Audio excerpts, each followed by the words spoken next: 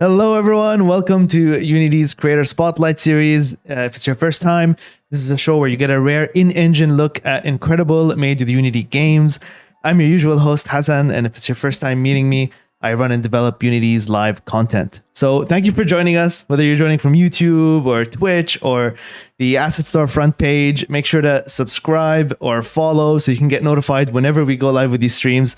Thank you so much for everyone who was waiting in the chat. I see you're waiting for quite a while, so I really appreciate that. There's a lot of you to get started this time. So again, thanks for joining.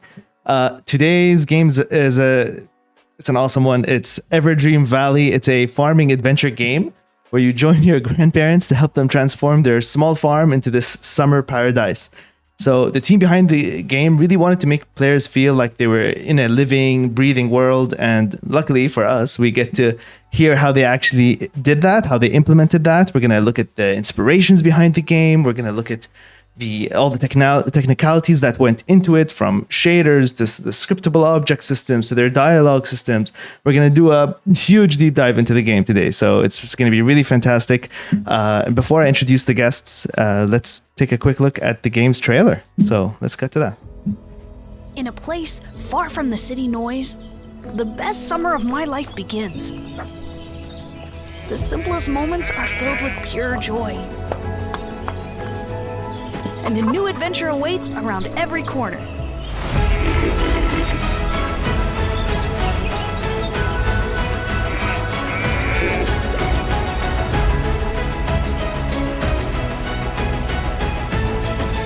Memories that are so vivid, they almost feel like dreams. And some dreams can be so much fun, you want them to last forever.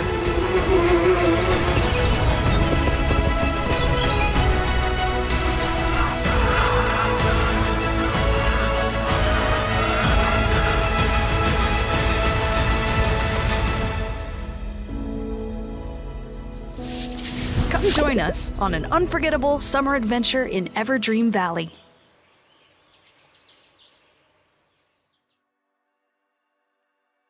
Hey guys, that buy now image at the end of the trailer is so enticing. It really makes you want to buy the game.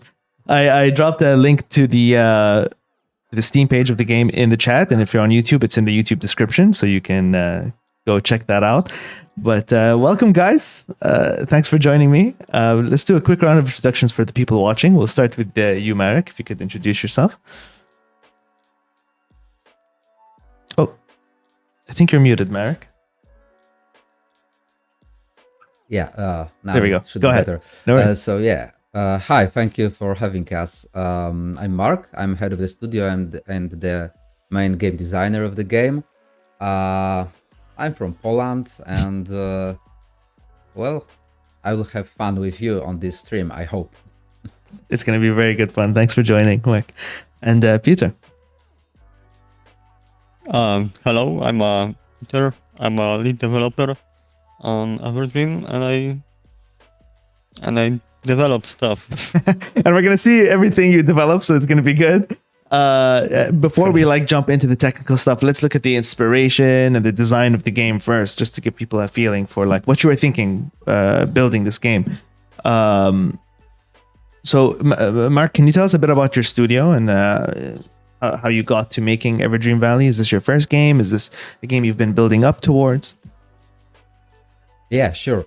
So Everdream Valley is a game by Monitors. Our studio is Monitors. We are a small indie game dev studio of up to 10-12 people, depending on how you count and when you count, etc. Yeah. We are mostly based in Poland, in Olsztyn.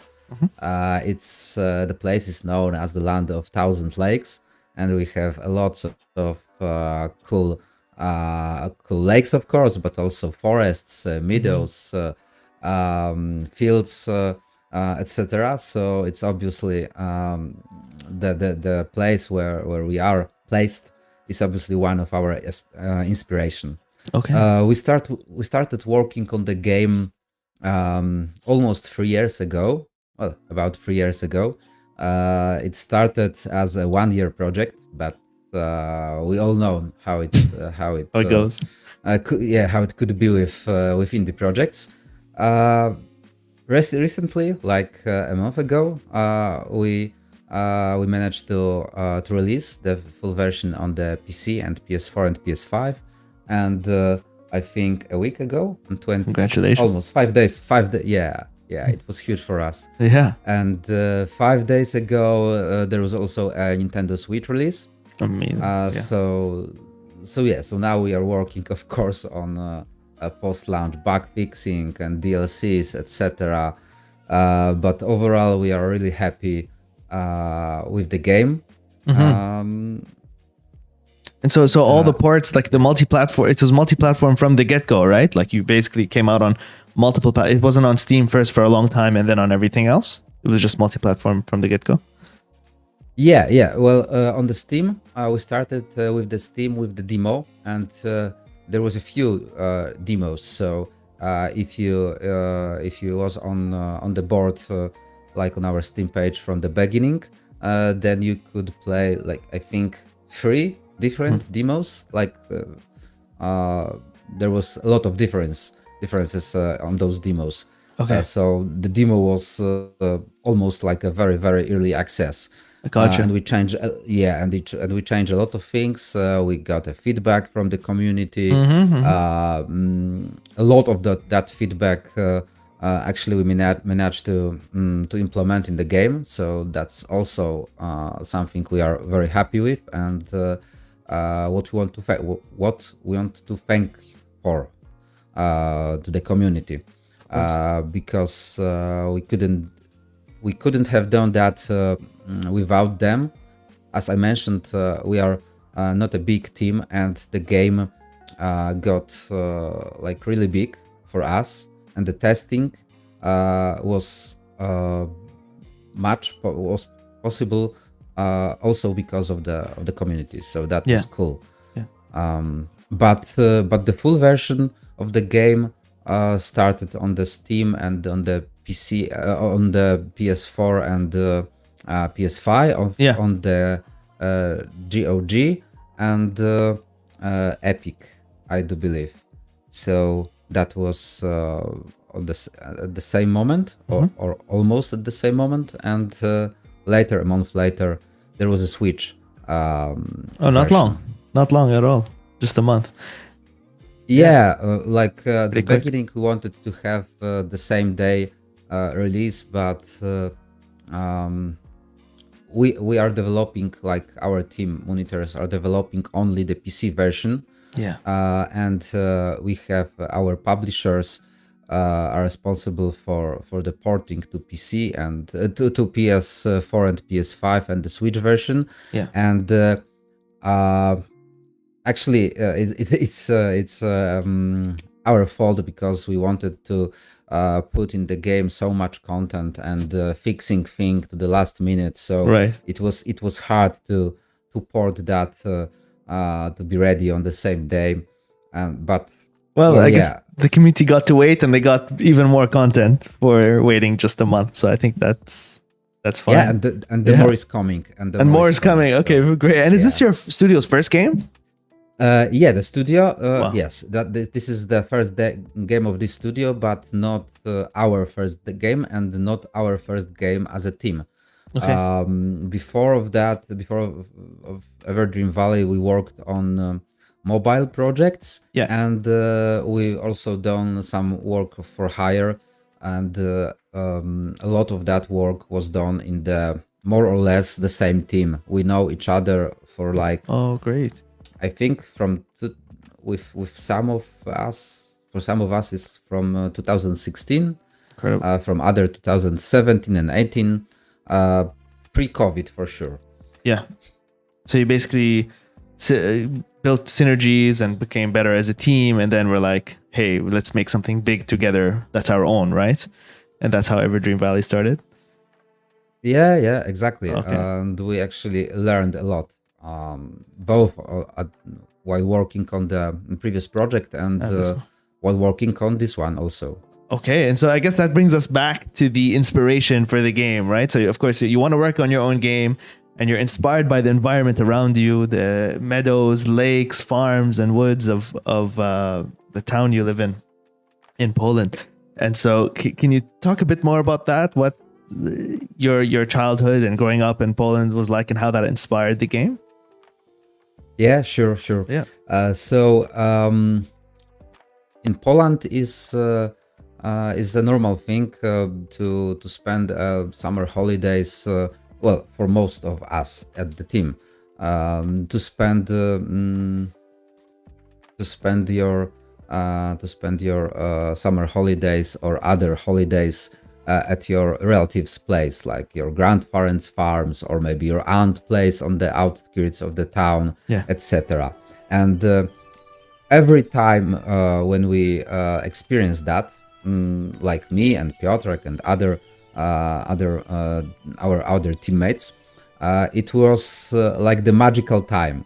Well, part of it is because of the environment and all the nature, etc. And of course, part of it is because we were younger and have more time, less responsibles, Yeah. etc. Yeah. Responsibilities. And what we wanted to do with our game was to evoke those feelings, like this feeling of adventure waiting around every corner.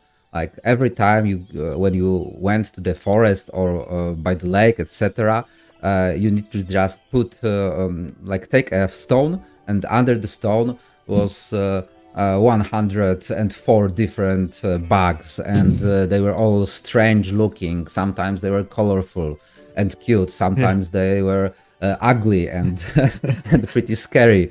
And Yeah, and even better, if you go to the farm of one of your relatives, you can meet a pig and maybe ride on the pig, or Oh. you can, Wait, yeah, and you ride can on get, the pig? yeah, yeah, Really? yeah, yeah, yeah, Okay. that, I didn't even know that was a yeah, thing.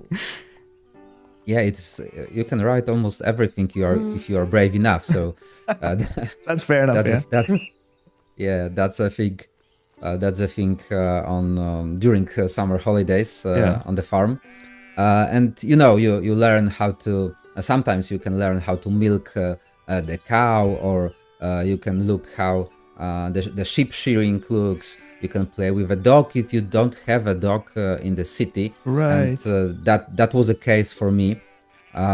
That was something really cool, that I could teach the dog tricks, and sometimes the dog could teach me a little bit patience.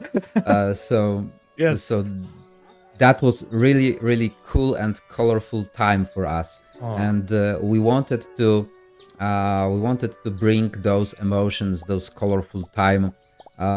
You know, when you look for the on the photos on the internet, or Yeah. for your own photos, for the summer country roads, Mhm. like with the grass, and with the car pattern, you can almost hear this photo, like the Right. crickets going on, and you can feel the heat coming from above. And that was also the feeling that we wanted to evoke in some of the places in our game. Yeah. So yeah, so we took some of well, of course, we brainstormed, and then we took some things, like for example, right now you saw how the sheep shearing Yes. comes. Yeah, you could also do a lot of different things, like So play with your cat, play with, sorry, yeah, yeah. I'll actually put up that B-roll, so I have some footage Oh, of the game inspiration, and I'll flip through it actually, so people can see exactly what you're talking about. But I love that what you're talking about with yeah. looking at an No, image of the country and really feeling that, and you went through great lengths to make this feel like a living world, and we're gonna go through all of that. And here's the riding the pig you were talking about. yeah, yeah. Yeah. Of course, you can also ride the horse in our game, but Yeah. the pig actually was first Oh, in okay. this game. So the thing is that you can learn to ride the pig. You Yeah, don't know how to do it from that the makes sense. beginning, That makes sense. and you could just steer the pig to some degree, It's but the harder to pig, control, right? It looks like it. yeah, Yeah, yeah, it's a little bit hard to control because the pig is going for the sides. But you can also use the pig as an auto transporting device. yeah. Okay. You can just jump on the pig and uh, like go with your hands up, and just let the pig to lead you somewhere. Yeah. um yeah, so you can just use it to sightseeing Oh, the okay. world. Nice. Is Yeah, it you fast? can. Is it so? Is it? I mean, I'm guessing it's not faster than the horse, though, or is it? Did you just do that for fun? No, it's not faster than the Okay. horse, but it is faster than the going by foot. run. That makes sense. Oh, Okay. and the different thing that we wanted to have in the game was the thrill of fighting and escaping with the geese. Yes. Of course, we didn't have opportunity to fight the geese in real life because you shouldn't do that, of course. Of course. But we always wanted to. You know, you cannot They were do just that so in annoying. reality. Yeah, but there was like those angry dinosaurs with teeth in their Yeah. beaks. Do you know that geese actually have teeth in their beaks? Yeah. So they are like small dinosaurs. Scary. And in our game, they could peck you and you will Yeah. go dizzy for a moment. But you also could fight with them with your wooden sword and they There we will go dizzy. But that is as much violence as we have in the game. That's actually the most violent part of the game right now. So just stunning the geese so you can get on with your farming activities, basically. Okay, that makes sense. Yeah, and probably the geese will sting you before you will be able to do that. And there's actually playing with your dog. Yes. You're playing a fetch with the dog. But it's such a cute dog. What kind of dog is this? I need one. Is this I inspired do by a real believe type? that this is. Yeah, I do. We actually have like 10 different breeds of dogs in our game, and you can choose yourself one. This one was the first, and it was our inspiration was the dog from the Song of Kells. I believe it was this dog. Okay. The old English Shepherd dog, something like that. Gotcha.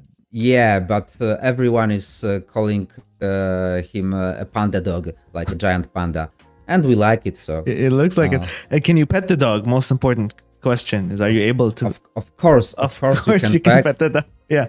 And you should do that when you pet him, as well as when you play with him. You actually leveling up his training level, and when he have like a higher training level, he will help you with different stuff on your farm. For example, you can use him to track things. Nice.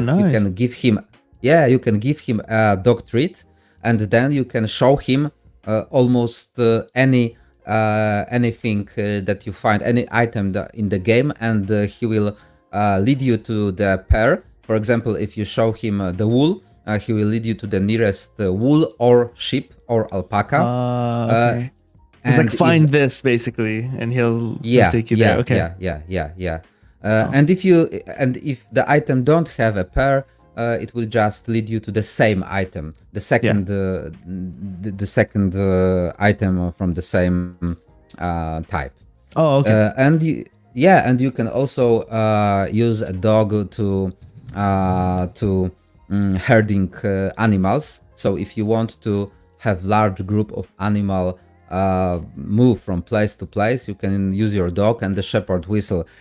We actually get a lot of complaints about this mechanic because it's apparently too hard to manage for some players. Okay. And we've made a game that casual players also should feel at home in. Okay. So they have options. So we actually implemented the other options to herd animals, like a magic flute and the petting. You said you asked about the petting the dog. You actually could pet almost every animal in the game. So the alpaca, the dog, the goat, the horse, the duck, the chicken, etc., etc. And if you pet the animal, it will follow you for a few seconds. Nice. I do believe 20 seconds or something like that. So there's a lot of different interactions. Mechanics. And what if you're less of a dog person and you're more of a cat person? It actually will be my case. I love cats. Well, I love dogs too, but I love cats a little bit more. Yeah. So we also have a cat. You can see for on now, screen. it's a little bit Garfield look cat. Yeah. A grumpy one, and you can play with it. Also, you can play cat agility with it using the cat toy, and the cat you can run with the toy, and the cat will try to follow. And if you ride the toy, the cat will Little jump. jump. That's amazing. So the way, yeah. So the way to level up your cat friendship level is to go through this Mini game kind of thing. agility.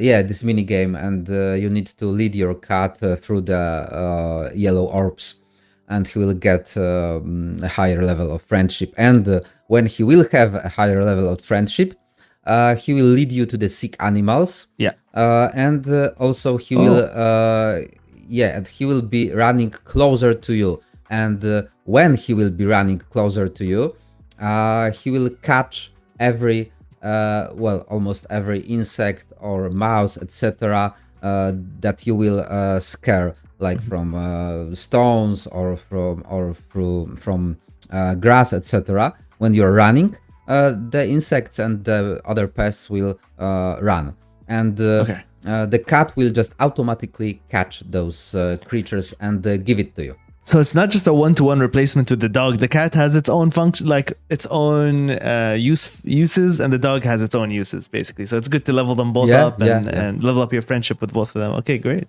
That's a lot of unique scenarios. And then I think there's another thing, which I don't know if you did this as a child. I'd be very jealous of you if you did. But building a treehouse, like actually building your own little treehouse, which we have here. Oh, yeah. We just had the footage on the screen. Actually, there.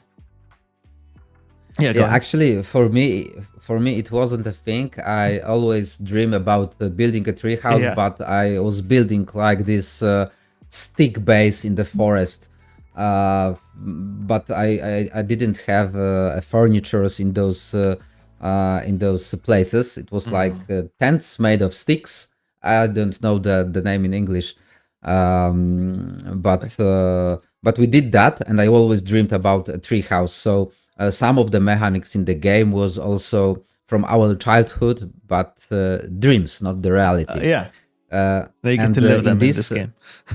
Yeah, exactly. And in this mechanic, you can build a treehouse in a few places on the map, and you can furniture the hell out of this treehouse, right? Like small Sims, basically. So we can put of course, the armchair and the bed and the windows in different places, and some posters and some photos, etc. Some rugs. And also a mirror, and some of the items have their own functionalities. Like the bed, you can sleep in it, and the game will autosave while you're doing it. And the mirror, in the mirror you can change your clothes. So those kind of things. This is actually inspired by, partially inspired by Grand Theft Auto, and the mechanic with the with the closet and the mirror when you can change your clothes. I see. And I guess that's a great segue to, because I know you wanted to talk about the level of customization in this game. So we can talk about how the customization of the world. And I think we have a lot of footage to go for that. But why was it important for you, this aspect of customization? So that was also the thing with our summer holidays. You were feeling like absolute freedom. Of course, not really absolute, because in my case, I need to be before the sun goes down in my home. So not really a lot of not that much of freedom. But other than that, I could just cut every piece of grass. Like if I have enough time, I could replant some bushes. And of course, I didn't have that much time. So that was another dream that will come true in this game. Basically, you can change almost every aspect of the world. The whole map is 1.5 to 1.5 square kilometers big. You don't have access to all of that, because we have the place for the future updates. but about three quarters. So still a lot, and all those places could be changed to your farm or to the forest or to the meadows. You can we have like 16 different kinds of flowers and grass. Like right now, you see how how the player, which is me in this case, is is sowing the wheat, I do believe, or some other kind of grass, and we have 16 different kinds of that. So if you have this dream to have like all pink meadow or white meadow with dense forest, you can do that, and you can do that in the whole valley, or you can just make a small forest for your pet deers, because yes, you can breed deers in our game, and bisons also, and wild boars, etc. Wow. So you can make those mini habitats with different kind of plants, or you can just decide to have big fields of pumpkins or tomatoes or different flowers. Basically, It's really like you a have massive. It's like a massive farm. And you can like landscape every inch of it. Yeah. Wow. Yeah. That's fantastic. For example, you can replant almost every tree. Oh, I can see here. Yeah. We have like few different kinds of normal tree and other and few more fruit trees and different kinds of shrubs, but bushes like gooseberries and other berries also. So you can customize the world, so you will feel like it's your place.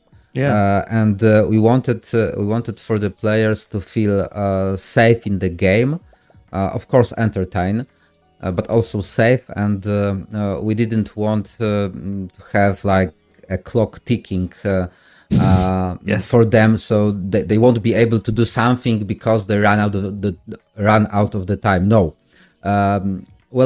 Some of the players like that, and there are a lot of them. Some dislike, because we don't. The pressure of time could be a good thing for the game.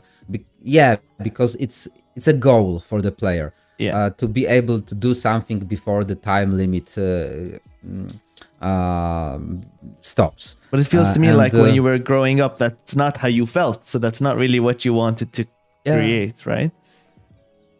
Yeah, exactly. And that's we needed to make a decision.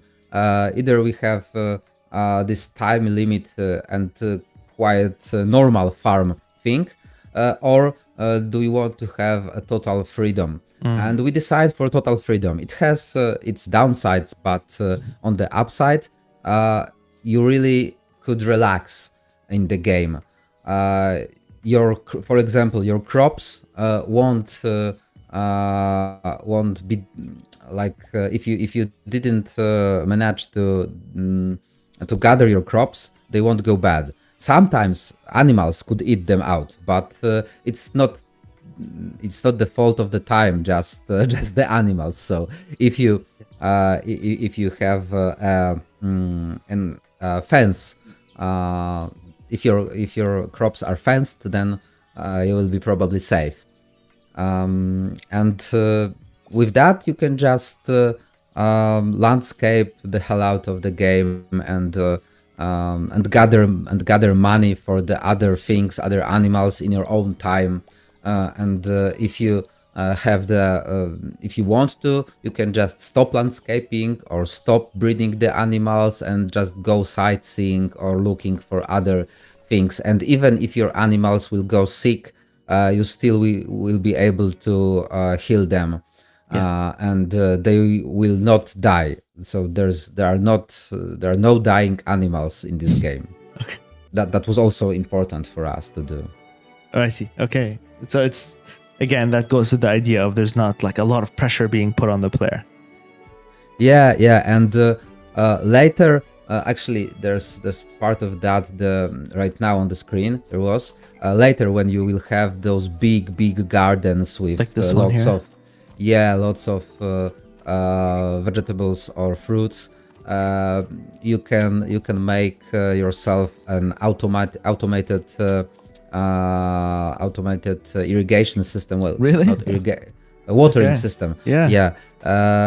You can you can build a wind turbine and use it to power up the water pump, and then you can Wow. connect that using a water hose with garden sprinklers. So that actually was inspired by Factorio. So Oh, we nice. have lots of Must we have been have different lots of inspirations. Do you play a lot of lot these of games? These kinds of like system driven and like the Factorio, Stardew Valley, Satisfactory. Do you play those kinds of games? well, with Factorio and Satisfactory, not that much, but I did play that, and I liked it to the degree. But I didn't want to have that much complicated stuff in the game. Yes. Right. But Right. I definitely like the a little bit managing, like deciding where to go with this sprinkler and how to connect it, etc. Yeah. I played a lot of course, Stardew Valley and other farm games, Nice. and also Grand Theft Auto and The Sims. Yeah. I always loved the open world games where you have a freedom to do everything. Customization. Yeah, Yeah. and in your own time. Like you didn't need to follow the story, but you Yeah. can also in our game, but you didn't have to. Okay. There's plenty to do, like to get distracted between little story elements, basically. Yeah, Yeah. you can change. You can also customize. You can customize not only the world but also yourself. Yeah. As you can see, On the screen, you can choose from many different ears, hairstyle, noses, eyes, the color of the hair, the color of the eyes, etc. Yeah. So everyone should be able to make their own characters that they will be happy with. Yeah. Yeah, we don't actually have the choose of the sex, so the gender. Sorry, the gender, and you can just make your own avatar looking more feminine or more masculine, or how you want to have it. It's your choice. Yeah. And also, of course, we have Some fun lots of outfits. Yeah. lots of outfits. That's amazing. Yeah, they're so because there are pajamas, some hats, some t-shirts, some trousers, boots, etc. And those clothes you can get through the missions. You can buy them, or some of them you can also make, like craft, when you get the receipt for that. Right. So a lot of customization in the game, in the different aspects of the game. We hope that we will implement even more of that. Yeah. So Okay, nice. So So more it's of this kind coming. of content will be coming in, more customization. yeah. Okay, nice.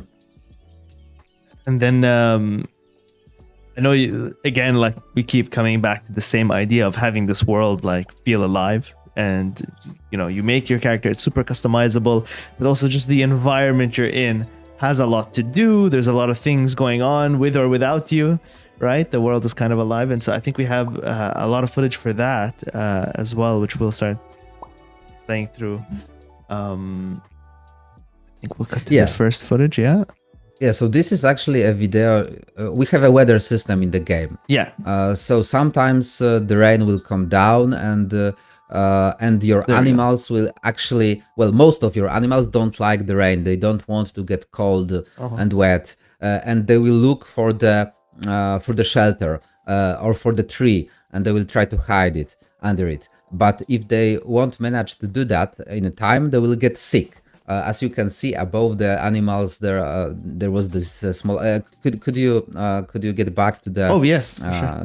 To this video? There we go. And There will be there are icons above the animals, and those icons inform the player about different things. For example, the cow could be ready for milking. That's the jug icon. The cow could be hungry. That's the fork and spoon there, icon. yeah. Could you pause the video right now? There we go. And there's also the thermometer. Thermometer? Yeah, you got it. Icon next to the above the fork and cow, spoon. and Yeah. that actually means that the cow is sick, and Oh. it won't. And while it's sick, it won't produce milk, and it will be sad. And you should, of course, heal it. Yes. This icon is visible only when you are close to the cow, but you can use your cat to sense the sick animal from farther, like from the other side of the farm. Well, almost other side of the farm. And the weather system, as I said, could make the cow sick, but it could also water your crops, and it will also bring pests to your could bring the pests to your farm. So after the rain, the snails could show up, and they will try to eat your crops. And you can of course fence your crops, and you can also pick the snails by hand. But you can also use the ducks to help you. So if the duck, if the duck will see a snail, it will go after the snail and eat it. So how do you learn all of these things? Like when you're playing the game, is it just through observing, or are there ways to like learn these little intricate details, or how does it work?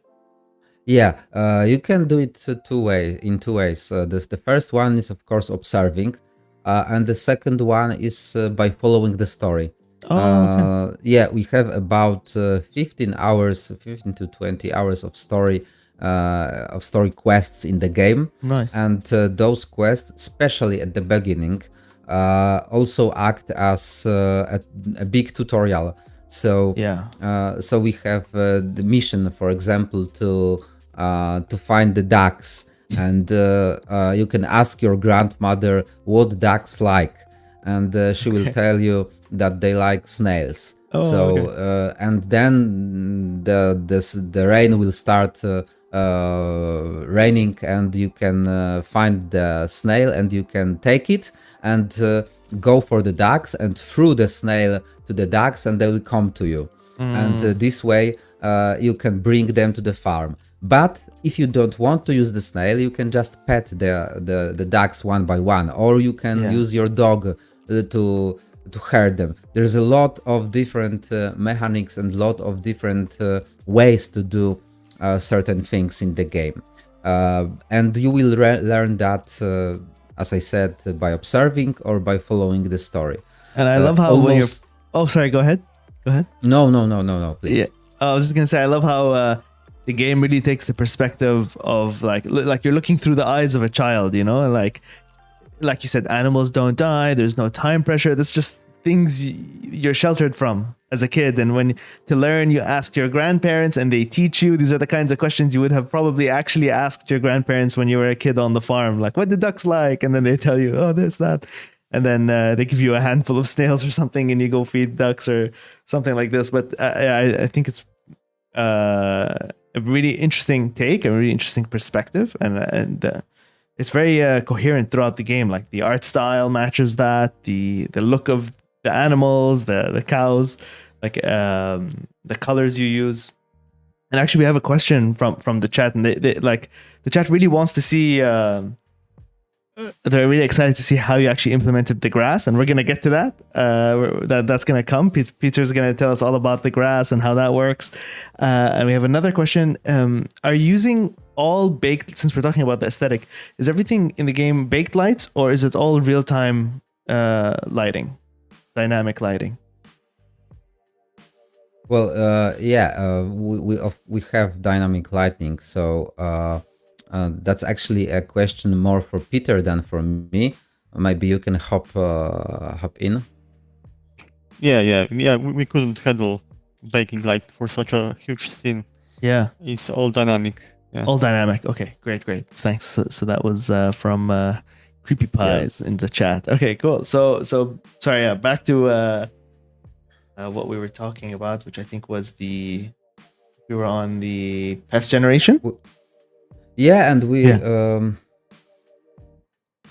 yeah, and actually you asked about the well, there was a question about the grass. So Yeah. Peter will go to the technical details, but I can I can tell you something about the grass because Please. it was like really important part Yeah. of the game for us, and we spent a lot of time on that because It's everywhere.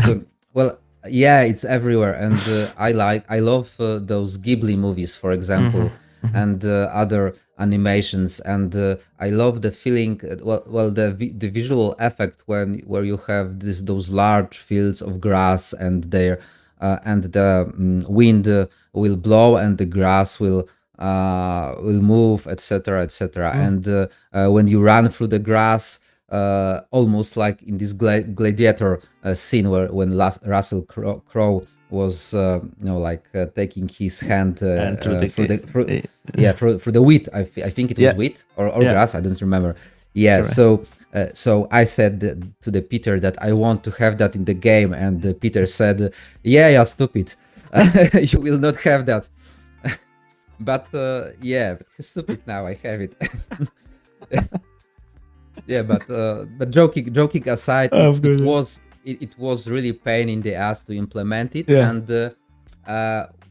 and it's not perfect on every computer. That's why we have like the option to the graphic option to change the even to change the density of the grass. Oh, okay. Yeah, and with the grass and when we already implement this grass, then we figure out, okay, why we shouldn't use it in different ways. So for example, the higher the grass is, the slower the player will run through the grass. So yeah, so you can that's amazing.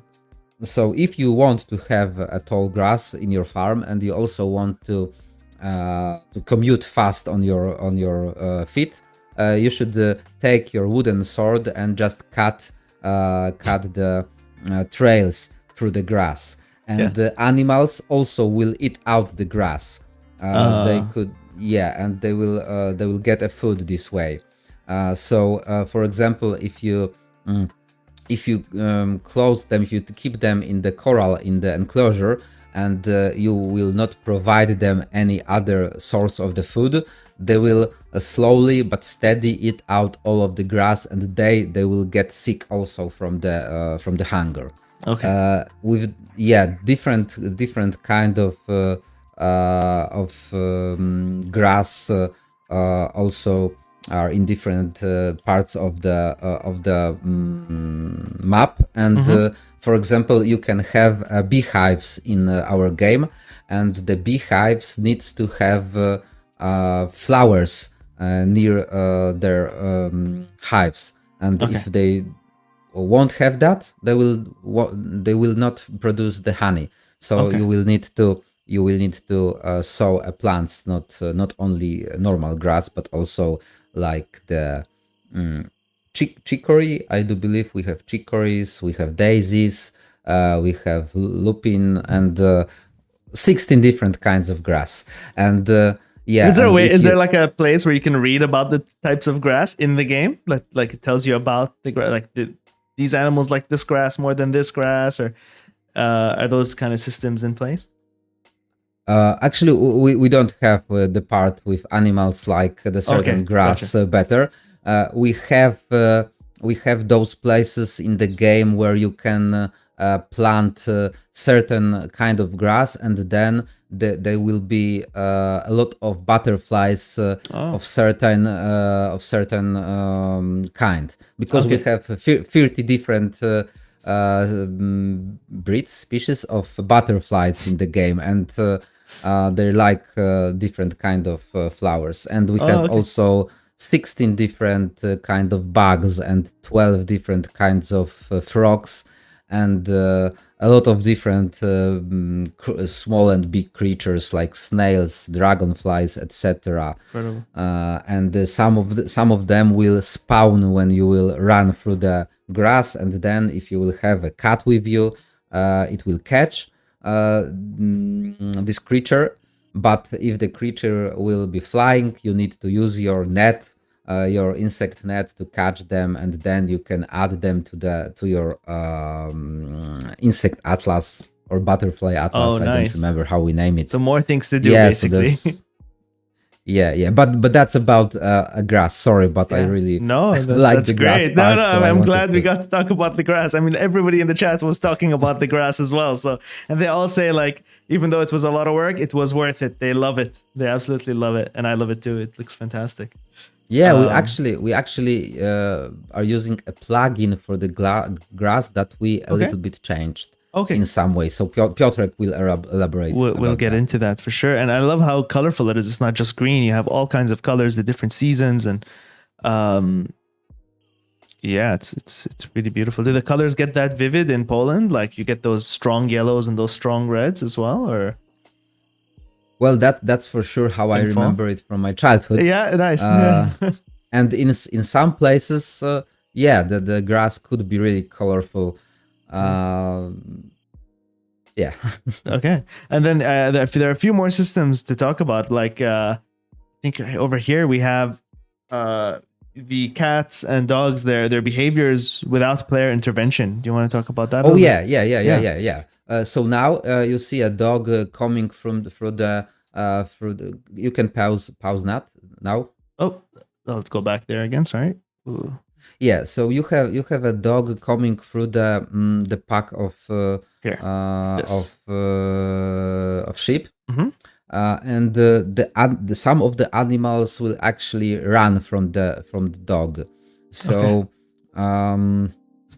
so the dogs could scare some animals, and it could be a problem for you. For example, if you want to just go for the sheep to shear it, the dog could scare it, but it could also be used by you.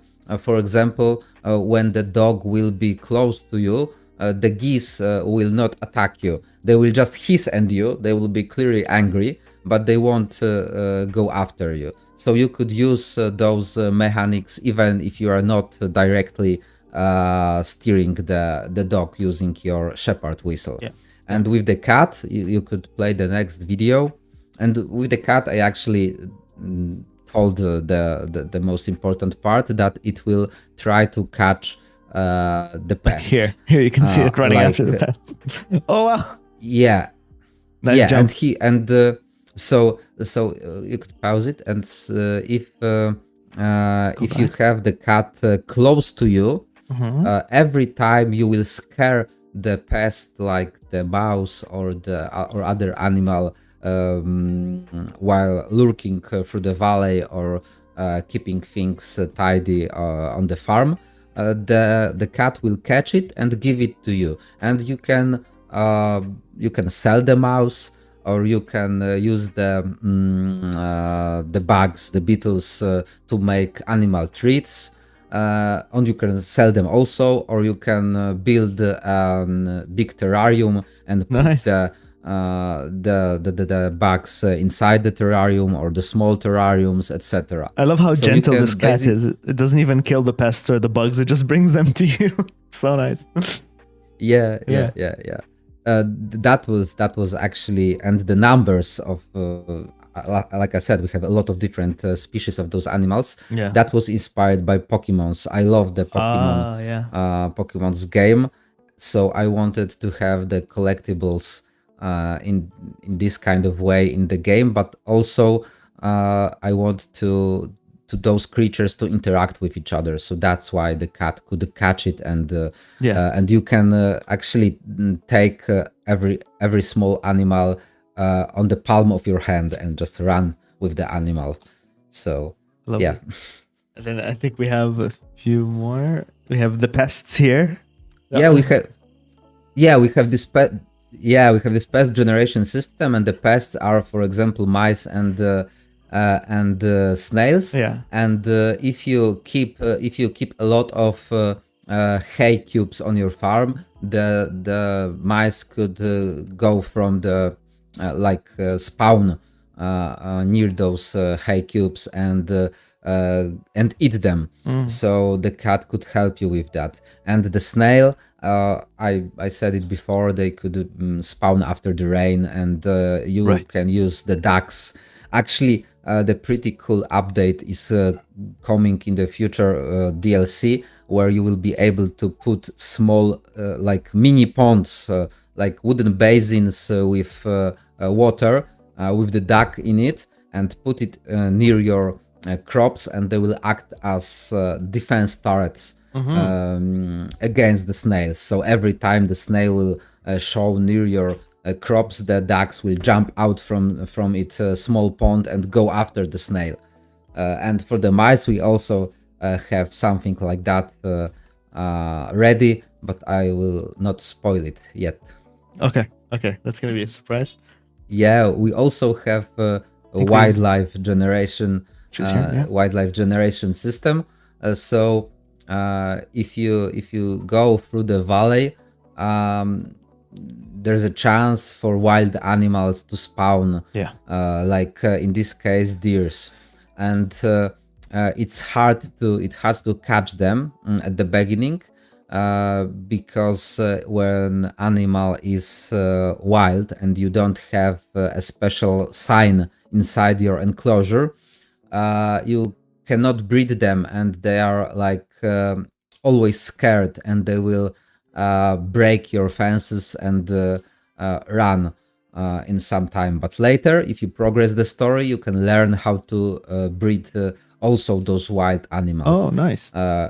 Yeah, and they could breed on their own also. So you're getting you have more a and more small- control over their whole landscape, basically.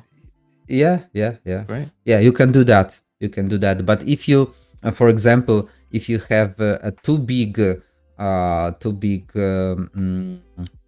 numbers of sheep or goats or horse, etc., well, you need to remember that they will eat out crops and the grass. So after a while, you could end up with. Oh, could you pause on that? I will elaborate about that later. So so they could eat out all of the grass and all of your plants, and you will have like a small ecological disaster in your valley. So you need to be a little bit careful with the numbers of and what you are doing on the farm.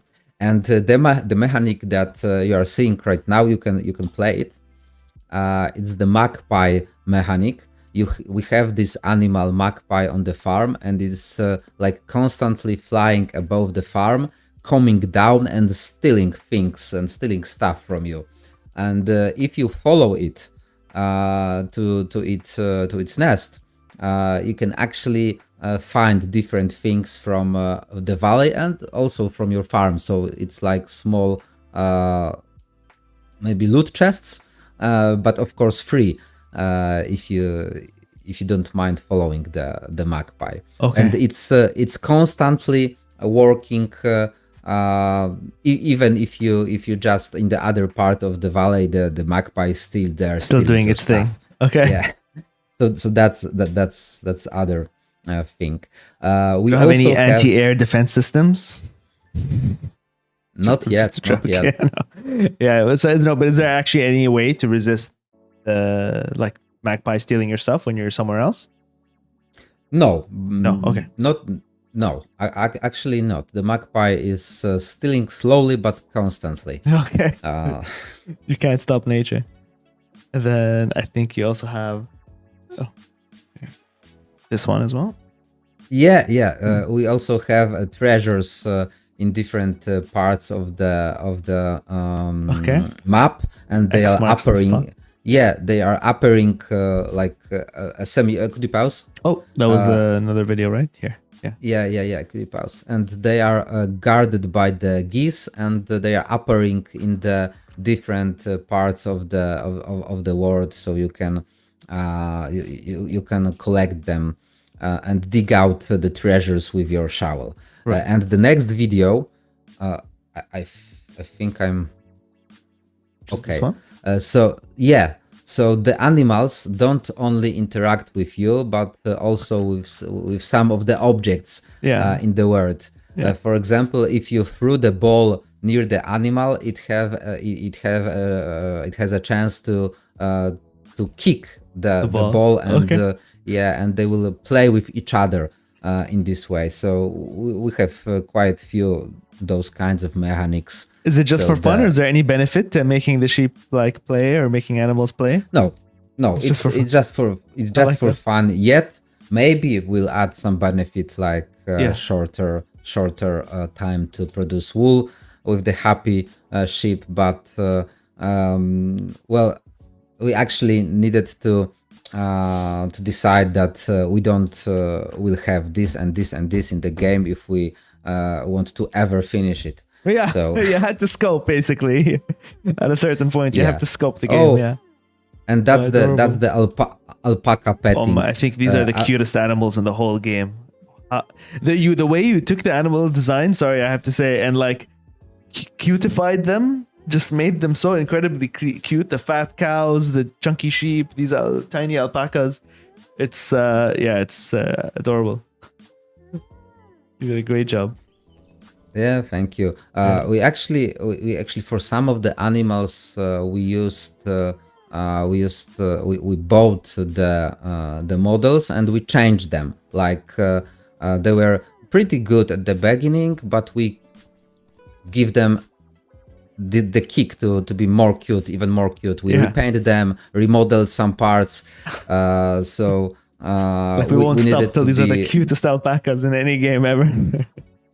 Yeah, for example, with the alpaca, we didn't have a small alpacas. We bought the adult one. We changed it. We repainted it. We add our own animations, and then we add a smaller one. We have this great animator from India. It's Yogesh. Hi, Nice. Yogesh. Shout out Yogesh. And the animation is yeah, it's really cool. So. That's So yeah, and that was actually a little bit hard because you may think that when you have a comic-looking, cute-looking stylized graphic, it's easier to make animation. No, it's actually harder because it can't be like you can't just take a video of animal and go frame by frame and do the same No. with the animation. No, you need to stylize it. You need to have this you need to feel it. Sometimes the animation needs to be faster, sometimes slower. So that was really tricky part, and we also have a lot of time like making videos and trying to, for example, I was making a video with my cats and I was trying to jump on the chair stylizingly. Yeah. But it was really hard. Yeah, and with the horse, that's actually a pretty cool work done both by Yogesh and Piotrek, because we have the animation made by Yogesh, but Piotrek is bending the horse. So where the horse is when you are on the horse and you are changing direction, the horse is bending a little bit, and Like- it looks like this way, a right? lot better this way. Okay. Yeah. Oh, I see it. Yeah. yeah. Oh, that's so nice. Yeah, so you can ride some animals, you can interact with a lot of them. So those are ducks. Oh, and you can shear we have a lot of mini games like Right. shearing the sheep. This one looks so much fun. And to you be honest. actually can shear. Yeah, it is, but for some players, it was too much. And you can of course milk the cow.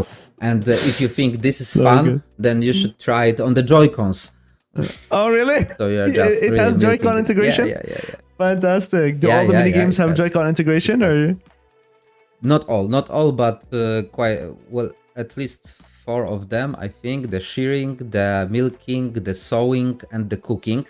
but it was some of the players said that it was cool, it's great, but it's too much for a long term. So we've made a different option. You can do it faster, but you will get a smaller reward for that.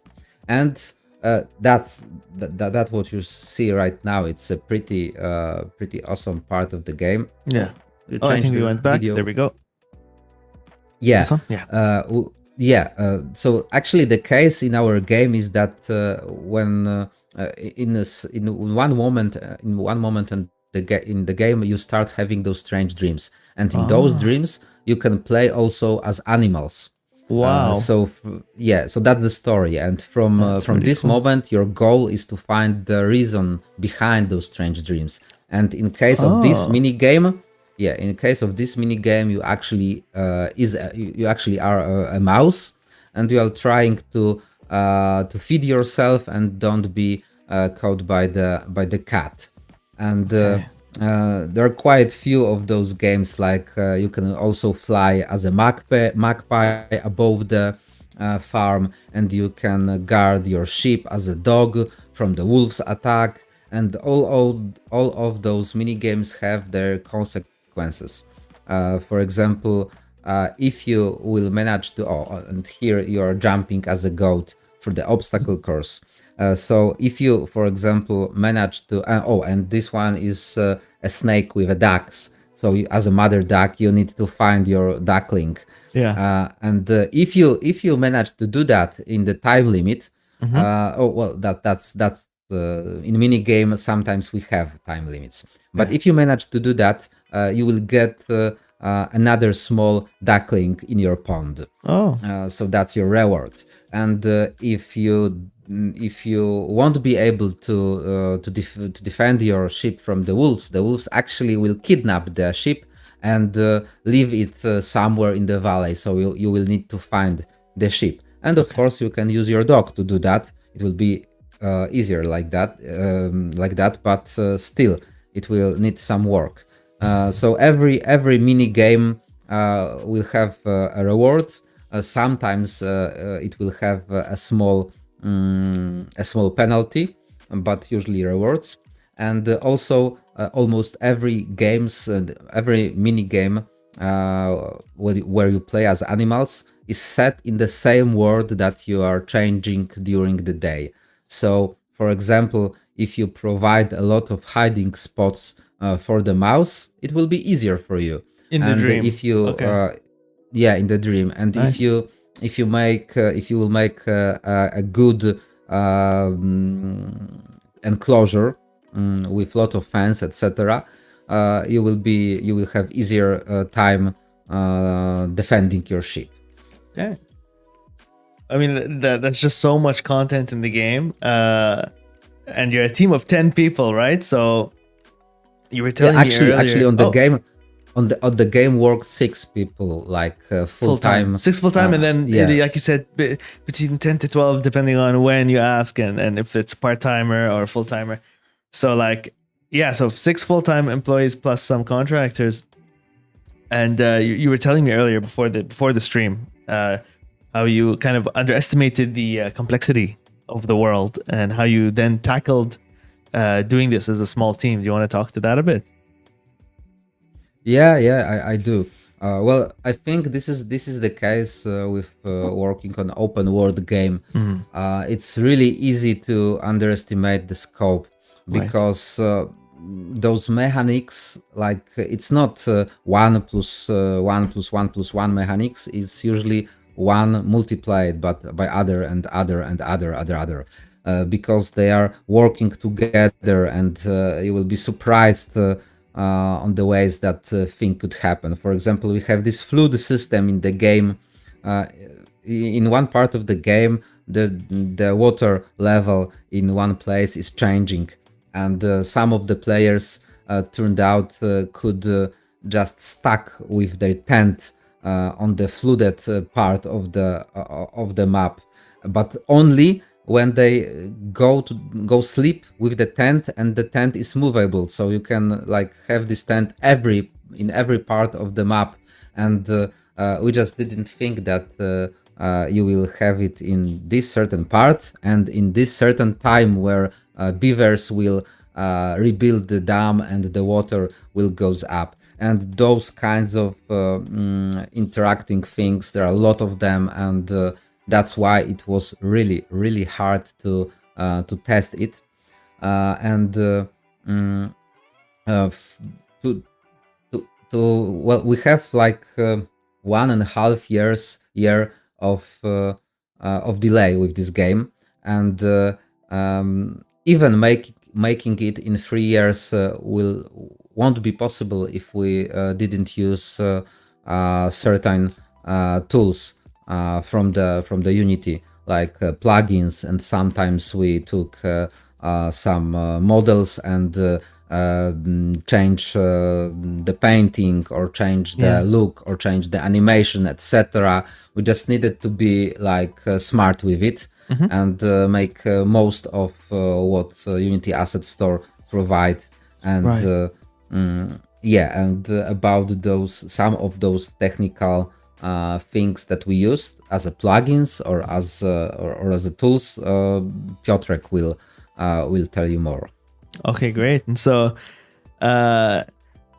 everyone's been waiting for this part as well. As you were teasing, as you were talking about things, Marek, you showed so much stuff that the audience was like, okay, how do I make that? How did you actually implement that? What's the technical side behind this? So Peter is going to actually go through a lot of this for us.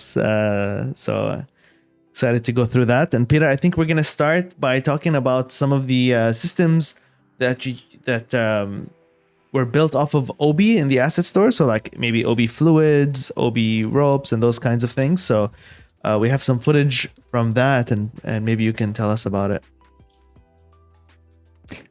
Yes, we used a couple of Obi plugins, and they are really nice plugins. We can get really nice effects from them. Yeah. But they are particle simulations, so they are heavy. And as our world is big and we have a lot of stuff like grass and a lot of prefabs, we had to go to some compromises and optimizations. Like for example here, when we use the rope system, we need to create Obi colliders on the fly because it was too heavy to do the colliders for like 10,000 objects all the time. So we have to do the colliders on the fly, and as we disable any system that uses the Obi, we need to destroy them because it would be too heavy on the CPU mostly. And it's the same with the cooking, where we use fluid and soft body. That's why we had to keep the limit on the ingredients of the cooking ingredients, because it was too heavy on the CPU to have unlimited ingredients. And it would be fine for somebody with good CPU, but that's not the way to go. It has to be running good for everyone. For everyone, yeah. And how did you limit the amount of objects being generated at, like how do you decide? Is it just where there's contact with, for example, the trees here with the rope system, or like how did you optimize that? Yeah. With the rope, the only optimization is that we create these colliders on the fly. Okay. So basically there's no limit. If you try enough, you can run around the whole map with the hose and just populate it whole with the colliders. But realistically, it's not possible because you won't have as much of hose or cable. Gotcha. So it's balancing itself. I see. Yeah. I see. And in cooking, we just by UI design layout, we just limited the number of ingredient slots, so you can't add more ingredients. Okay, great. And then besides the OB, like, and by the way, for everyone watching for this section, we have a lot of different topics, so excuse us if we're jumping from one to the other, and let us know if you have any questions. So like, for example, like we're going to jump right into the dialogue system now, and there was something you want to talk about there as well, right? So we have some footage for the how you implemented the dialogue system in the game, Peter, here. Yeah. Yeah. Well, the dialogues is the thing that we had a lot of problem on the earlier before, because we used some ready plugin. It was on GitHub, I guess, and it was really struggling with even like 10 or 12 dialogue lines. So we ditched it and we used the native Unity node system. As you can see, well, it's the same system as Unity shader graph uses. It's not really well documented because it's experimental, but if you dig enough, you can find, or by trial and error, use it. And this way we have a full control on it. And we just did it as performant as possible. So the previous solution had all the controls in the nodes, but we don't need to see all the controls in all the nodes. We just need to control one node. So we left the controls for the inspector. Okay. Yeah, and that's... And which system is this? This is something from the asset store that you modified?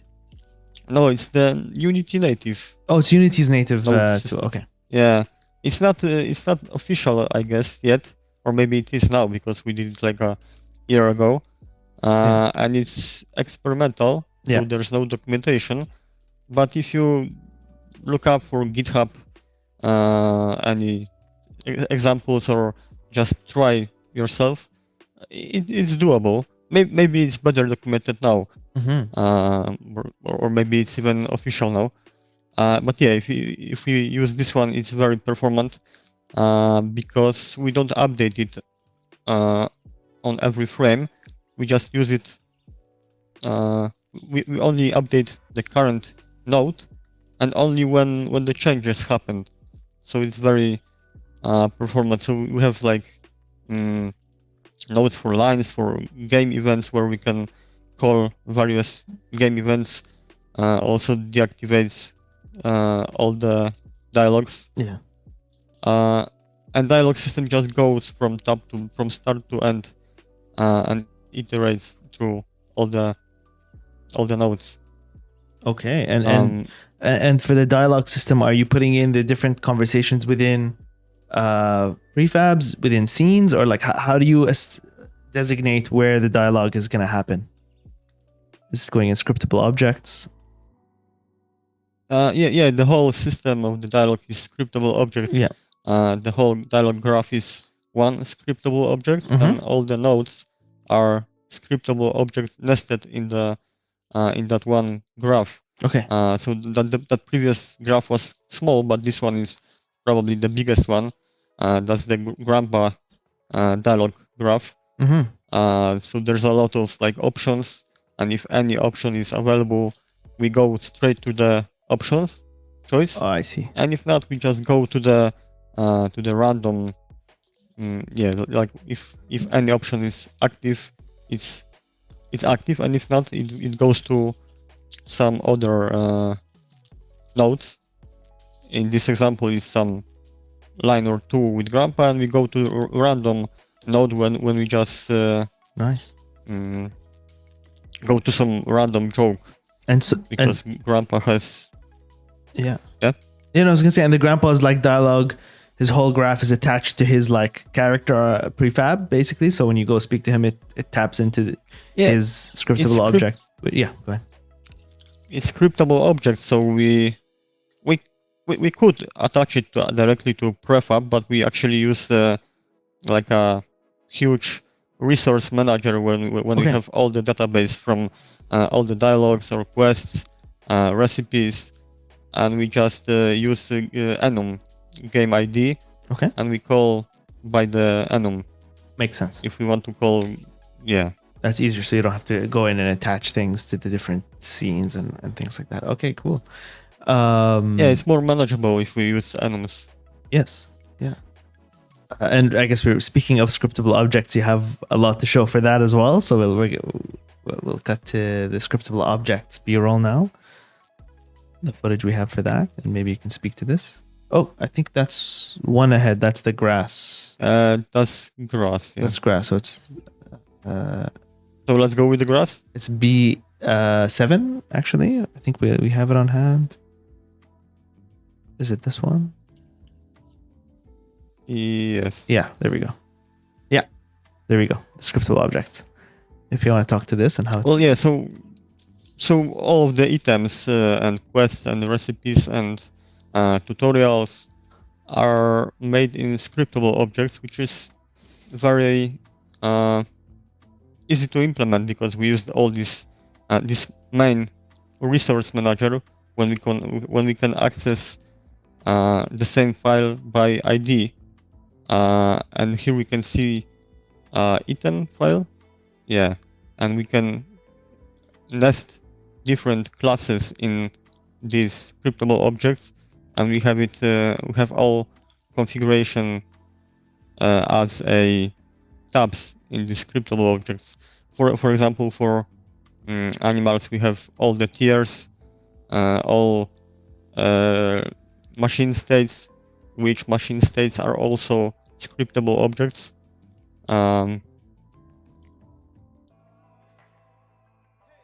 Yes. Also, what animal herd with which animal and what predators each animal have. Oh, nice. Predators predator might sound like angry or something, but it's not. It's only by which entities are animals scared. Okay, So cow is scared by player and dog, right. but not cat. Like Marek So all the showed earlier. configuration. Yeah. Yeah. So all the configurations is stored in various scriptable objects. Like here we have configuration about cow milk, how much it takes to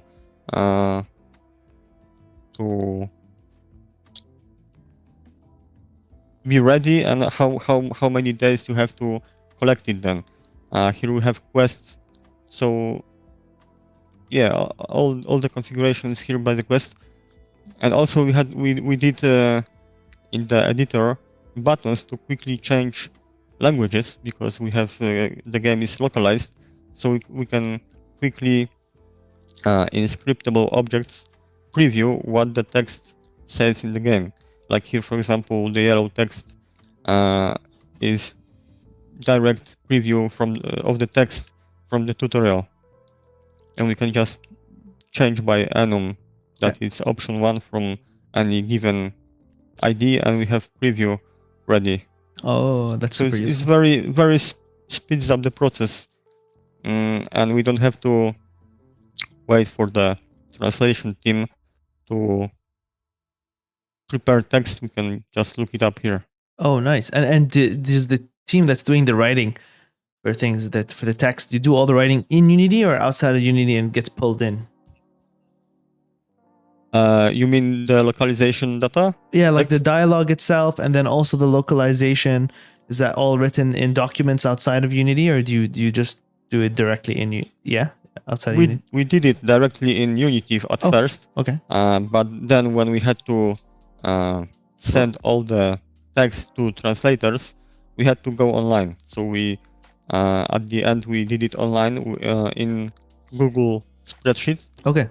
and we just synchronized all the data to the old file in Unity. Nice. So it's basically the same, but we don't write it in Unity. We write it in Google spreadsheet and just download it. Makes sense. It's easier to share the file to all the translators. Exactly, especially if they're not familiar with Unity. Oh, go ahead, Mark. Yeah, actually, Piotrek, you can tell about the exporting option because we can export like every time we make a change, we can export the CSV file for the translator team, it really speeds up the process. And then we could just they may change in the file, and then we can like See it in game. implement it. Okay. Yeah. Amazing. Yeah, before we had to first export and then send it to someone, receive it and import. Now it's online, so we just have to import whatever changed online. Perfect. And now, like, for the moment everyone has been waiting for, we will talk about the grass as promised. So we'll cut to the footage of the grass, and everyone has been asking, how do you actually implement the grass? We have Harry Alisavakis in the chat asking, what is the approach to render all the grass on the ground? And so maybe you can tell us a bit more about the grass, Peter. I don't think that's the right video. Not the right video? No, I think it's... yeah, that's the one. There we go. Oh yeah, that's the right one. There we go. Yeah, about the grass, we actually use the grass flow plugin, and it's actually pretty simple in concept. We use two textures.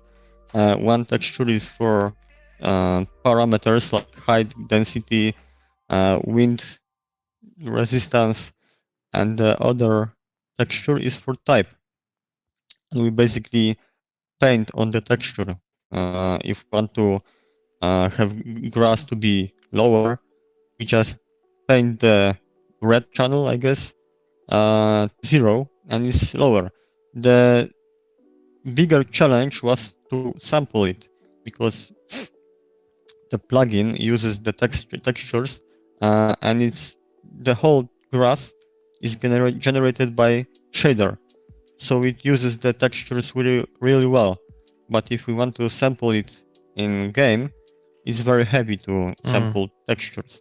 So we made like separate array of ints, integers, and on integers we can do bit operation, where we use like couple of bits to each parameter, because we don't need as much resolution of the whole int.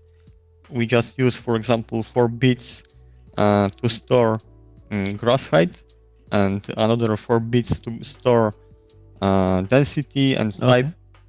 And this way is very light to sample it, because a lot of systems use it, need this information on the fly. Right. Like on update, like for example, Beehive need to know all the time if there are flowers nearby, because bees only make honey if there are flowers nearby. So we have to sample it all the time in the update, or every small interval. So it wouldn't be possible to sample the texture, because it would be just too performance heavy. Right. And as we can see here in the Oh, sorry, I was going to say, Hadukanan in the chat asks, what is the resolution of that texture map that you have there? Resolution of this texture parameter that shows off the...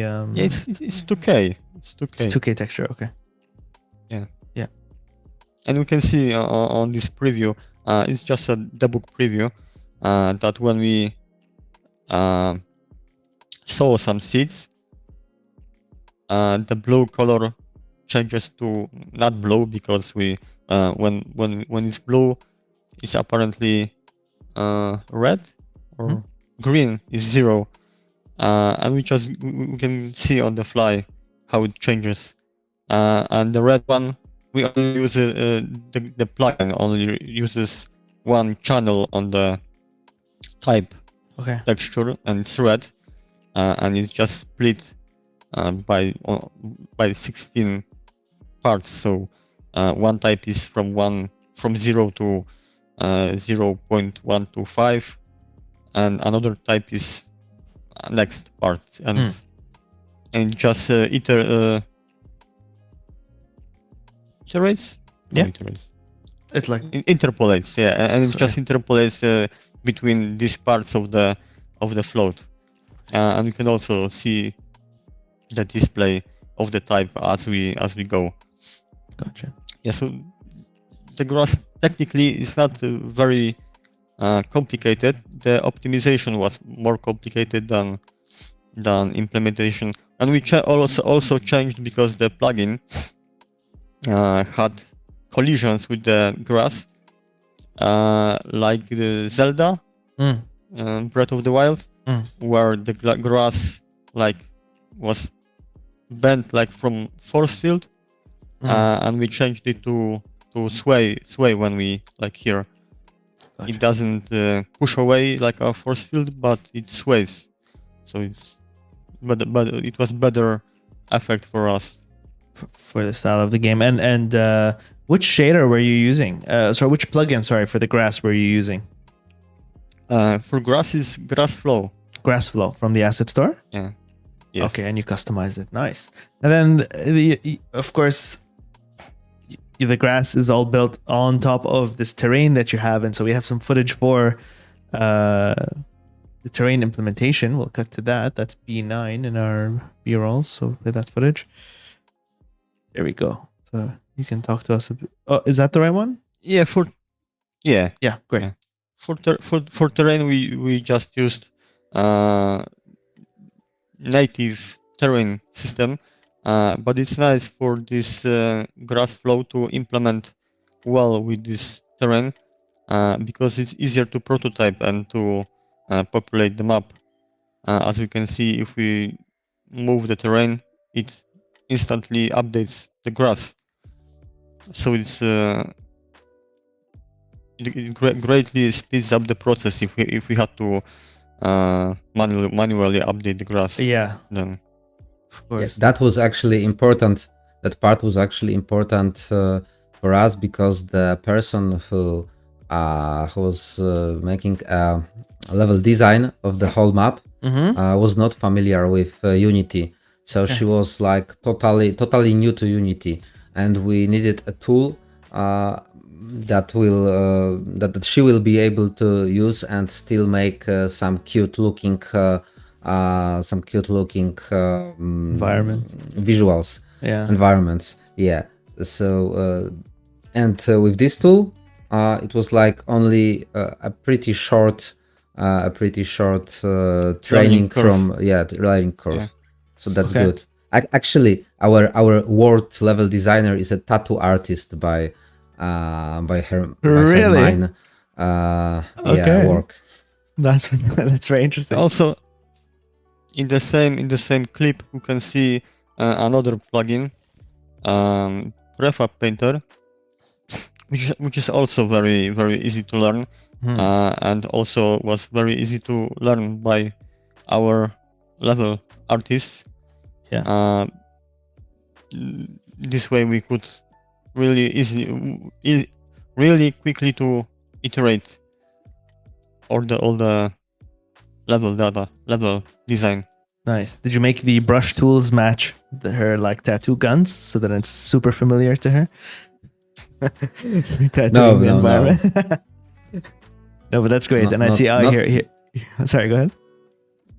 Not that No, much. not really. But she was well. As I said, we didn't have a large team and a large budget, so we needed to find like with this level design. It was like either me or Piotrek will do that, or we will find someone with better feeling for visuals.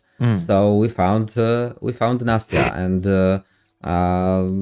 and she have a good perspective, knowledge, and good artistic, I don't know how to say it, feeling. Yeah. So she was able to taste. to do a good taste, much better work than me, Okay. and maybe even better work than Piotrek, but only maybe. Only maybe. Also, we thought huh? we thought about using not a terrain system, but meshes. Yeah. But it would be way too complicated because it will have to be designed by, like, drawn by level artist, Okay. then sent to our graphic designer to model it. It would be more like elastic. We could make caves and stuff. Right. But it was just not manageable. Unity terrain has its limitation because it's based on height map, but it's much more approachable to level designer who doesn't need to know all the Unity Right. or even Blender to model models. Did you consider like a hybrid option where you use the height map for the terrain system, but then built the caves kind of individual, like yeah, you we model keep a it cave and put we that keep in? it open. Yeah. Yeah. Okay. We keep it in mind to well, we don't have a choice now. We have to stay with the terrain. Of course. And when we will add caves, we will just cut holes and model the cave around it. Gotcha. Gotcha. And I don't know if we went over this, but can you actually landscape the height of the farm in the game? Like I know you can plant things and you can move things, but you can't change the levels of things in the game yet. Okay, cool. Just Yeah, wondering. we actually can, and there is a system for that, and it's not a problem to model the terrain in the game. The bigger problem is saving that data because Right. that's a big world, and if we already have a problem with saving grass because the more player changes the grass, the bigger the save, but it's still manageable. But if we added like terrain color or terrain height, it will double in size. So it wasn't a priority. Mm-hmm. Yeah, well, what did you mean? We can do that? You mean you and me, or especially Yeah. not the player. not the the player players yet. cannot change Yeah. the. Yeah. Yeah. We already have a tool for that, but we finally we didn't implement it in the game because Gotcha. it was Gotcha. too save game heavy. Yes, makes sense. And now we're gonna talk about everyone's I don't want to say favorite, but it's a Assessor plugin that I find in many projects because of its versatility, which is the Odin serializer, and we have some footage for that. And starting with the Odin, the item submitter that you built with Odin. Can you tell us a bit about this one? Is that the right video? Is that the right? No. Is it? No, it's not this one. Hold on. You go and let me know when it's the right one, because go through them individually. I think it's not this one, right? No, next. Oh, this one, yeah. This one? Okay, great. Yeah. Odin serializer. We could do all the custom editors by ourselves, and we did to some Agree. in some examples, but Odin really speeds up the process. For example, in this video, we use all of the items in the world. We try to avoid making mono behavior on all the items, so we rather submit them by groups, and we hold them by normal objects in some item manager, but we have to submit them. So we made submitter for these items, and if we have prefabs as childs in, for example, this folder, we could just manually look up the item, which one this is, but we could add find button and write simple method inside to iterate through hundreds, because we have like 900 items at this point, I think, to iterate through all the items and find the proper item. So it's a breeze to click and find.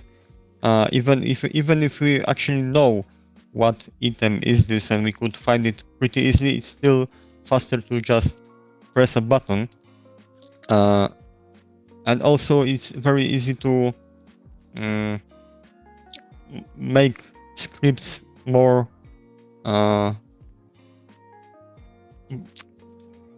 dummy friendly. You don't need to know why if item is, for example, plant which can evolve, you can check mark it's evolvable. It can evolve, and then you can just set evolution level. Okay. But if it's not if it's not the right if it's not the right item, it just wouldn't let you check it. So we don't have to remember all the time which item is which, Oh, sorry. because the script helps us, and it's very easy. Like we could see a second ago. It's going from the beginning now. If you can pause on the code. I don't know if when we we can show the code. forward. Maybe we'll try to forward back to the end of this video. It will come up. It'll come out. Okay, fine. Uh, Great. And in Odin Inspector, it's all based on attributes. We can validate data by bool, by method. We can even, for example, in this script, we can, as it's group based, we can list dynamic like there is an option. There's a 28 child. We could actually select all these children and count them, but it's just easier to see it in the inspector. Yeah, that makes it these little like tool things. You don't always think about them when you think about like I want to make a fun game, right? But like they make the process so much easier.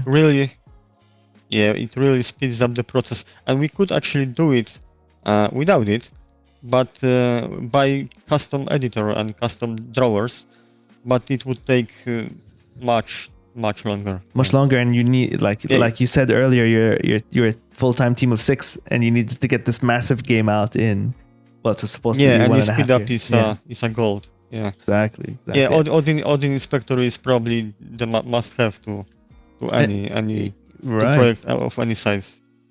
Yeah, if you can pause here. I paused, yeah. You can. Yeah.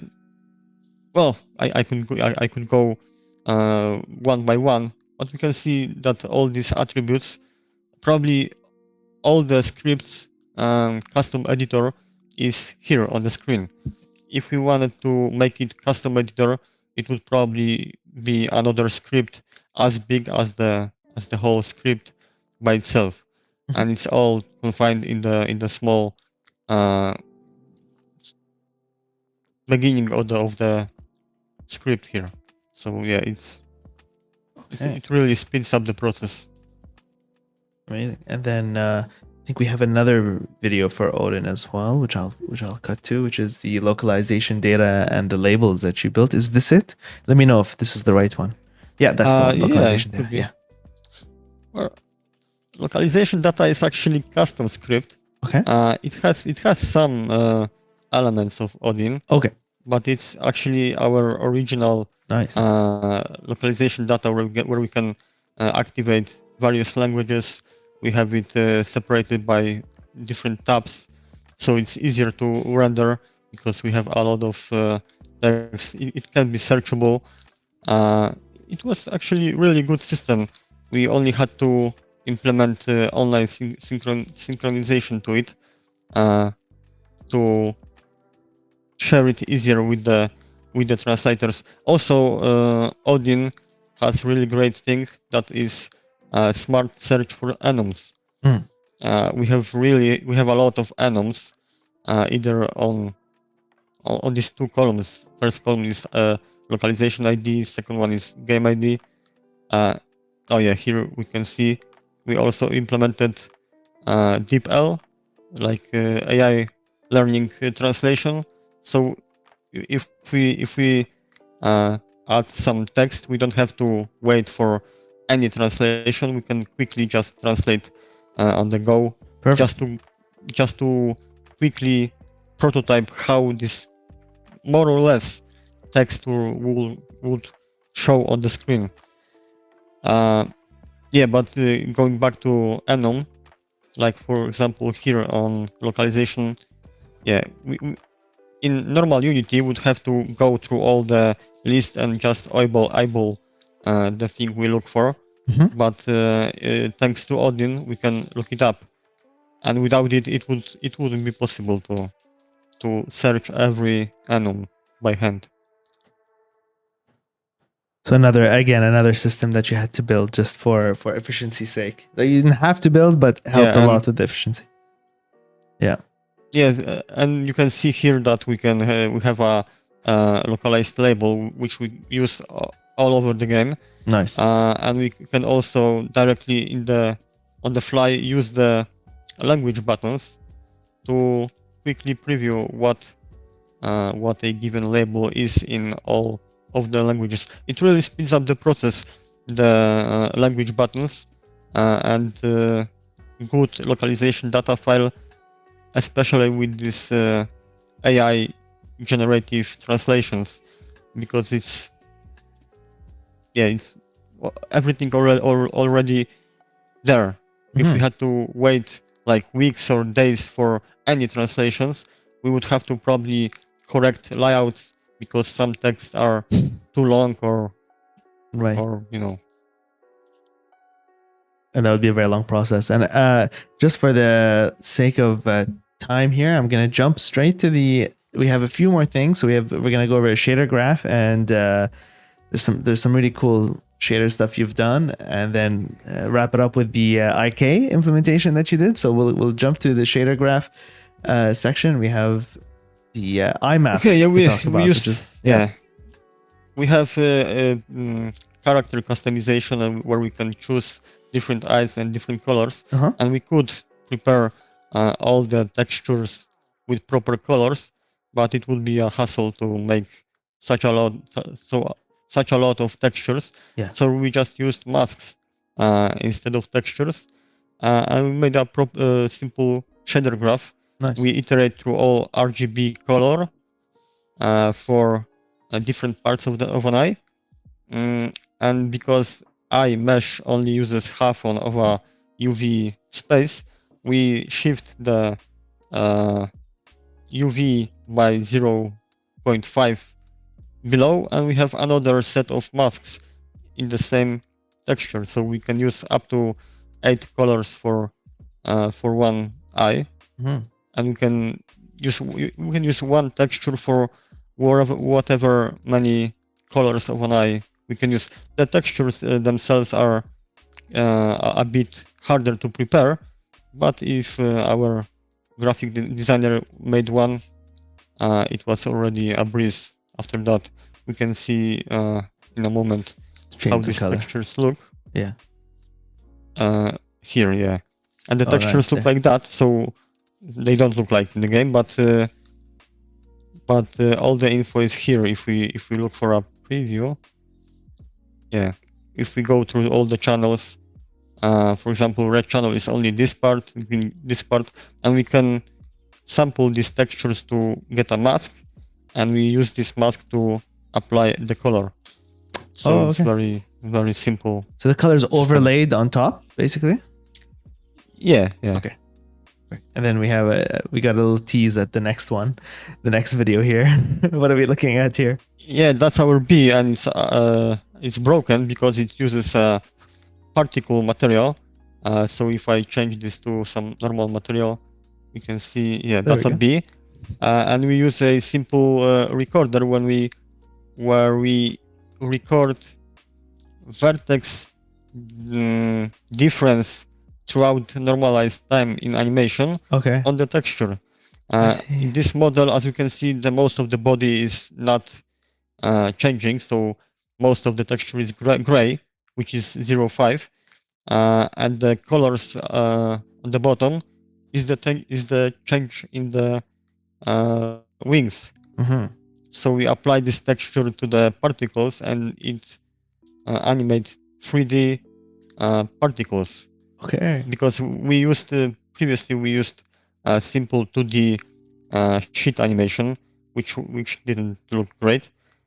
So we went for it, and it's very performant. Here we can see we have 10,000 particles, and it's all 3D, and we could really render swarms of the bees. 3D bees. So can you elaborate again how you're doing it in 3D and still having it be optimized?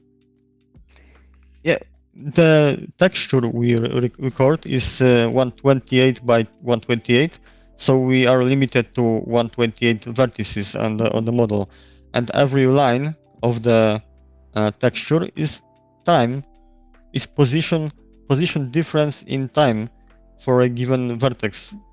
So we just later in the particle system use custom vertex stream to send time of the age of the given particle, I see. and we iterate through the position difference and apply the different position. Here we can see the snail, which Snail, also yeah. uses custom shader to animate. We could animate it with animator, but it's just more performant this way. Love this. And we use it's actually really simple. We can see shader where we just slide the simple gradient along the way and multiply it by vertex texture in Z position and also in Y position to get a little bounce. And we also use here a vertex color which is painted in mesh, which I will show. Yeah, here. If we, as you can see in the body of a snail in vertex color, the eyes of the snail are a bit darker, so they react smaller Oh, to I the see. It's like change. weighted. Yeah, Yeah. yeah. Gotcha. You can see it better on the shell. Yeah. That the top of the shell moves a little less than the, and it's very performant because it's animated by shader. Amazing. So yeah. Okay. And then I think we have another. I mean, I think people who are watching are definitely going to put this to good use. These techniques to Yeah, good and- use. Yeah. Yeah, as you can see, we saw like 10,000 bees before, and it was running fine. And we use only like 100 for each beehive, so we have plenty of headspace to Oh, okay. implement. We could actually place a lot of beehives next to each other, and it will still be fine performance-wise. Yeah. Okay. And then if we go here, we have the pattern generator. Can you tell us a bit about this? This is super interesting. Yeah, our graphic designer made us a simple seamless pattern from animal icons, and it was nice. We liked the effect, but it would be kind of hassle to generate a lot of this by hand. Right. So we just made a simple generator where we added colliders to icons, and we just dropped them with the gravity slightly tilted to the left. Okay. And they just fall down. And if we catch a pattern we like, we just freeze all the icons on the edges and mirror them to the other side, Okay. so they are seamless. Oh, Then wow. we just And then it remove the. Huh? Yeah, and we just remove the all the non-important. Yeah, this one. The edges are frozen and mirrored to the other side. We remove the other ones. We bake it to the texture, and we have a ready pattern from icons. That's so good. And this That is way it exported out we of could- Unity, or do you just keep it in? It's just generated as a, what is it, as a file, or is it the scene is just frozen? No, we export it to PNG and Okay. use it in normal material. Okay, gotcha. And this way we could generate like tens of patterns. It wouldn't be possible to make it by hand by our graphic designer. So the graphic designer just needs to like make the sprite, individual sprites, and then you can load it. We want this combination of sprites, and then Yeah, graphic designer only prepared the icons for the us. icons themselves. We yeah. only added colliders and just dropped them I love in that any system. random fashion. Yeah, and we That's so actually smart. used those icons for other things. So Okay. that's one of the ways that we can reuse something Yeah. to make more content even with a small team. And everyone in chat is talking about how brilliant they think this pattern generating system is. It's really, really smart. A really smart way to approach it. I love this. And then I guess there's one more thing to look at, which is the IK system. So we'll cut to IK and we'll have some footage for that. There we go. You can tell us about this. For IK, we just use the bot plugin Final IK. Final IK. Nice. We just Very popular. we just simplified it to limit the mono behavior amount on the objects. So we Okay. just keep all every hand need to have a target with a bunch of values. So we use simple transform for position rotation, and as the scale is not important for that, then we use scale to keep the values for a I guess position weight, rotation weight, and maintain rotation. So we don't use don't need another script to keep the parameters of the given preset for IK. We only activate given transforms, and the final IK just goes for these transforms. Okay. I think that's, and so you used it, I guess. There was another video you showed me earlier, but I don't think we plugged it in of a character turning their head Yeah, around. we also use it for Yeah.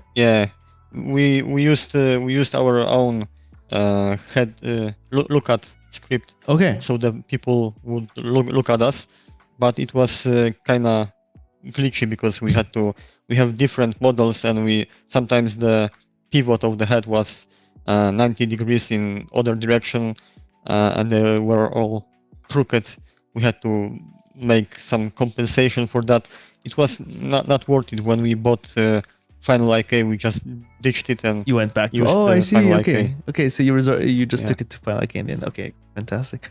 Well, guys, thank you so much for sharing so much of this, sharing so much of your project with us. It's like you spend so much time figuring out these solutions, but it's very generous of you to just share it with the community and to add to the knowledge base of like the Unity developer community. So really, really appreciate you coming on, and congratulations on an incredible release of the game. We usually wrap the show by, it's a huge challenge and quite a journey to get to the end of the game and release it, right? So usually I like to ask the guests who come on any like final takeaways or one big piece of advice they have for aspiring game developers, or just even game developers who are in the chat right now working on their own games. So I'll ask each of you for anything that comes to mind, that you think would be useful, or putting you on the spot here a little bit. So I'll ask you first, Mark, if just something that comes to mind. Okay, so two things, I guess. First is it will certainly for sure took longer than you think. Yeah.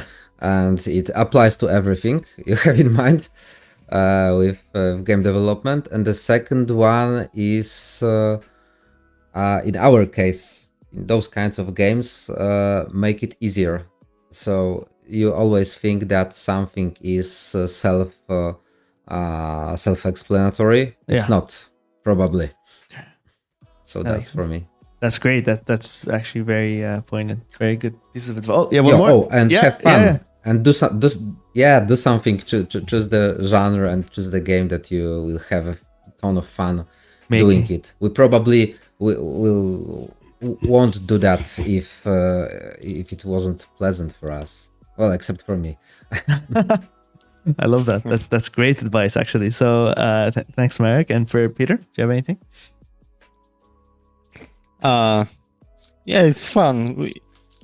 It's hard sometimes, but it's worth it. Someone smart said, someone smart said, find a job doing what you love, and you won't spend a day in space, and you won't spend a day working. Yeah, true. Because Very true. It won't be a job. It will be just a fun adventure.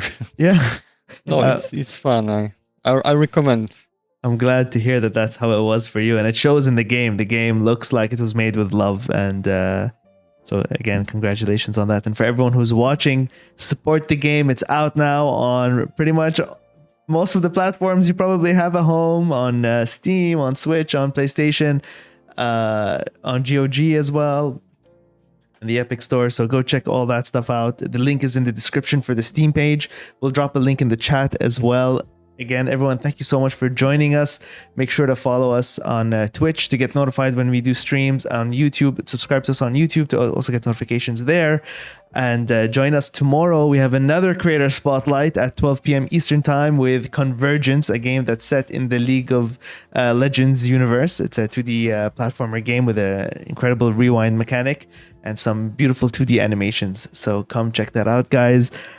Thank you again so much for joining me. It was an absolute pleasure. And and thanks to everyone in the chat. See you, everyone.